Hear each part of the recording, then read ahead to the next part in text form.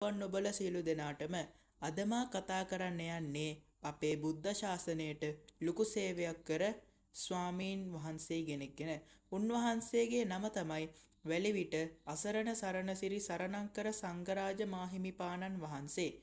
උන්වහන්සේ උපත ලැබුවේ 1698 ජූලි 18 වෙනිදා.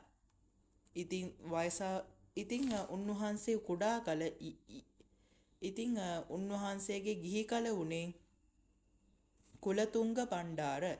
ඉතින් උන්වහන්සේ කුඩා කාලේ සිටම අධ්‍යාපනයට හරි දක්ෂයි. ඉතින් උන්වහන්සේ වයස අවුරුදු 16 දී පැවිදි දිවියට පැමිණියා. උන්වහන්සේ සරණංකර හිමි නමින් තමයි උන්වහන්සේ පැවිදි වුණේ. උන්වහන්සේ ඉතින් ඒ කාලේ තිබුණා මේ භාෂා සංස්කෘතික හානිය. ඉතින් ඒ සංස්කෘතික හානිය හින්දා උන්වහන්සේට උගන්වන්න කිසිම ගුරුවරයෙක් උන්වහන්සේට හිටියේ නැහැ.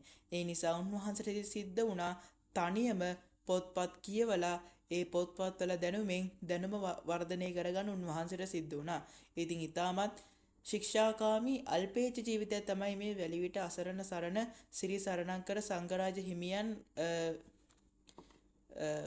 කරගෙන තියෙන්නේ.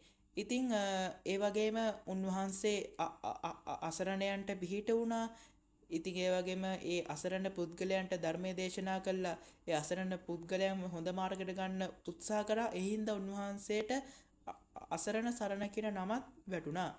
ඉතින් ඔහොම කාලයක් යද්දී අපේ රටේ හිටියා කීර්තිසී රාජසිංහ කියලා රජ කෙනෙක්. ඉතින් මේ කීර්තිසී රාජසිංහ රජතුමා 1753 දී අපේ රට තුල සියම් නිකාය පිහිටුවා. ඉතින් ඒකටත් මූලිකත්වය අරන් ක්‍රියා කළේ අපේ වැලිවිට අසරණ සරණසිරි සරණංකර සංඝරාජ මාහිමිපාණන් වහන්සේ.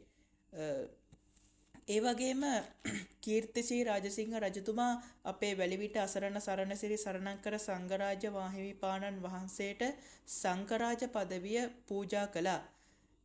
ඉතින් මේ වැලිවිට අසරණ සරණසිරි සරණංකර සංඝරාජ මාහිමිපාණන් වහන්සේ බොහෝ ග්‍රන්ථ ලියලා තියෙනවා. ඉතින් ඒ ග්‍රන්ථ අතුරෙන් මම ටිකක් කියන්නම්. එකක් තමයි මුනිගුලාලංකාරය, සරාර්ථ සංග්‍රහය වැනි ඒවාය.